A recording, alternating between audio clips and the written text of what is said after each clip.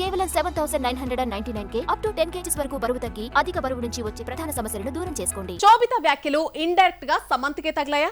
Divorce తర్వాత Sam topic వచ్చినా చైతు ఇంతవరకు ఎవ్వరిని నొప్పించకుండా జాగ్రత్తగా మాట్లాడాడు. ఏవీ పట్టించుకొని శోభిత లేటెస్ట్ గా చేసినటువంటి వ్యాఖ్యలు శామ్ ను ఉద్దేశించి అన్నదా, లేదంటే ఆమె కామెంట్స్ ను శామ్ ఫ్యాన్స్ మరోలా అన్వయించుకున్నారా? ఈ స్టోరీలో చూద్దాం.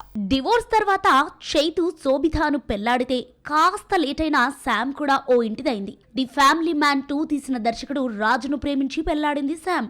చేతిలో పెద్ద సినిమాలు లేకపోయినా ఖుషి, శకుంతల డిజాస్టర్స్ అయినా పెళ్లి తర్వాత హుషారుగా కనిపించింది శామ్. చైతు, సమంత మళ్లీ ప్రేమించిన వారితో కొత్త జీవితాలు ప్రారంభించారు.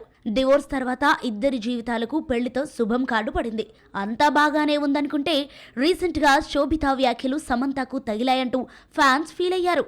పిఆర్ వ్యవస్థ గురించి మాట్లాడుతూ సినిమా బ్యాక్గ్రౌండ్ లేకుండా వచ్చానని, ముంబై నుంచి కాకుండా వైజాగ్ నుంచి వచ్చానని, తనలాంటి వారికి పిఆర్ వ్యవస్థ సెట్ కాదన్నారు. అక్కడి వరకు బాగానే ఉంది. 24 గంటలు అందరికీ కనిపిస్తూ ఉండాలి. అందరూ తన గురించే మాట్లాడుకోవాలనుకోవడం లేదని చెప్పుకొచ్చింది.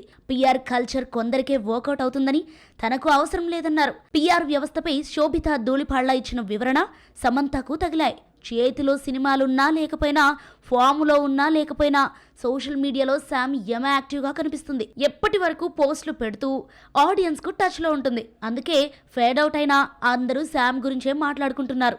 ఈ లెక్క శోభిత శామ్ను ఉద్దేశించి మాట్లాడిందంటూ ఆమె ఫ్యాన్స్ మండిపడుతున్నారు. పిఆర్ వ్యవస్థ గురించి మాట్లాడితే ఆ మాటలు శామ్ అభిమానులు తమ హీరోయిన్కి అన్నట్టు అన్వయించుకున్నారని చైతు ఫ్యాన్స్ కౌంటర్స్ ఇస్తున్నారు. శామ్ ప్రస్తుతం నిర్మాతగా, నటిగా, పీకెల్ బాల్ ఫ్రాంచైజీ ఓనర్గా బిజీ. మరోవైపు యాడ్స్తో ఎప్పుడూ కనిపిస్తూనే ఉంటుంది. తనకున్న ఆరోగ్య సమస్యల అనుభవంతో హెల్త్ టిప్స్ ఇస్తూ ఉంటుంది. ఇన్ని అవతారాల్లో కనిపించే శామ్ ఏదో ఒక రూపంలో కనిపిస్తూనే ఉంటుంది. శోభిత పిఆర్ వ్యవస్థ గురించి మాట్లాడింది సమంతకు సరిపోవడంతో ఇప్పుడు చైతు, శామ్ ఫ్యాన్స్ మధ్య మాటల యుద్ధం మొదలైంది.